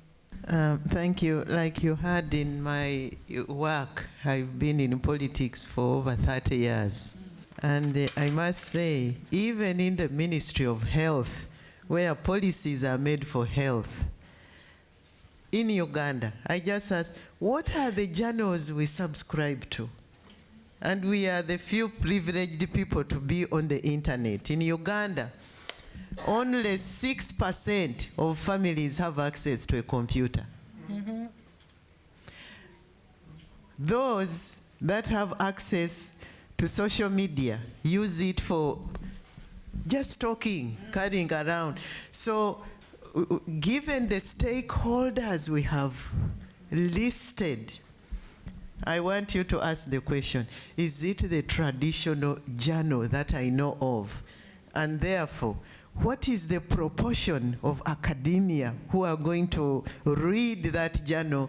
So when you go through that, because if we are to reframe everything, we may have to reframe the journal aspect and the type of journal and the kind of writing, right, and the level of reading, because we really in the academia, I also think that I'm in the academia because I'm Dr. Squared now. Yes, so because I have this experience, I sit there and I interface with the academia, and people don't read the journals.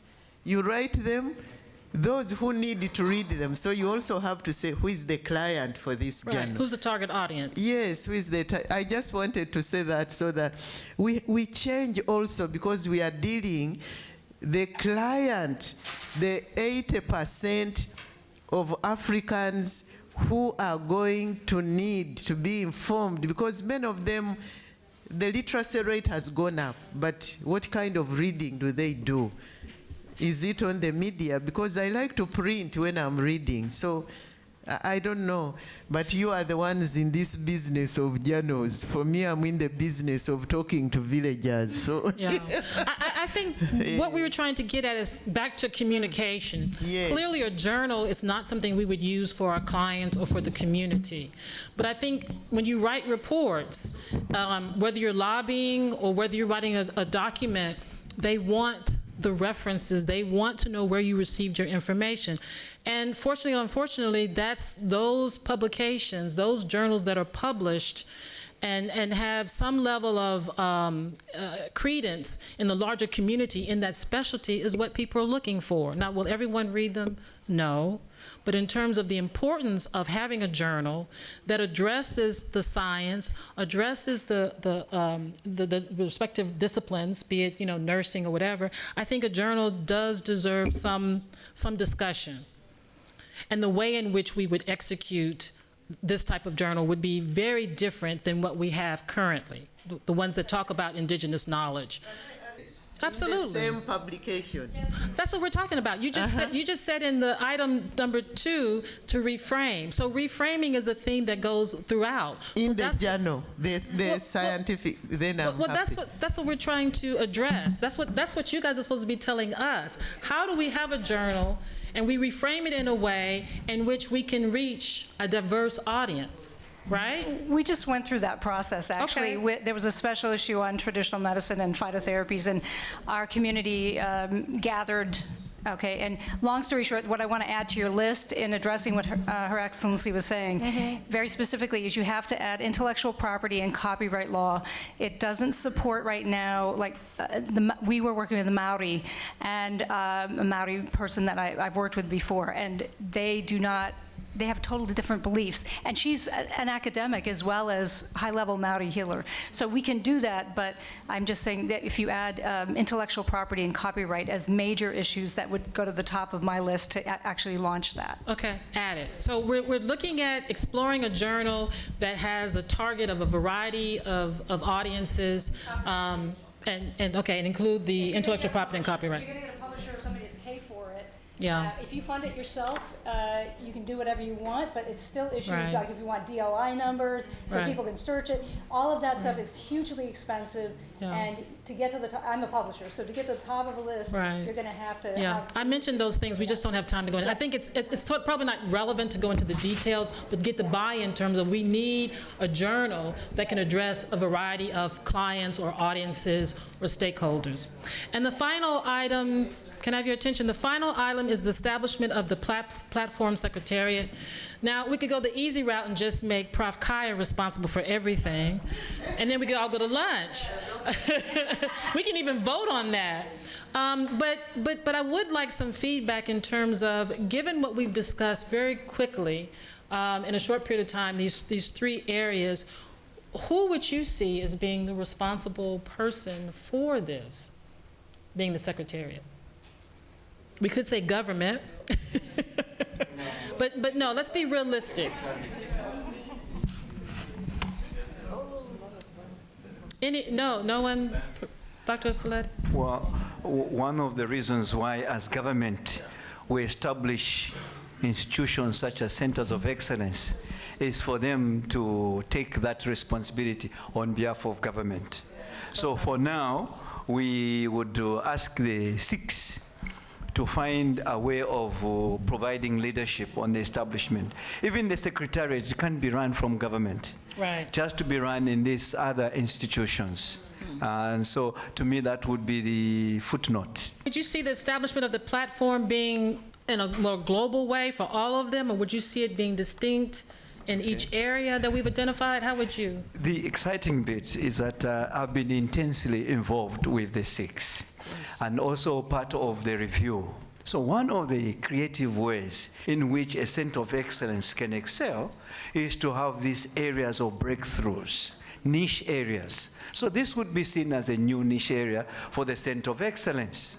To add on to its different works. But in addition, if it becomes a lobbyist, then it goes beyond the center of excellence, begins to look at intervention in society.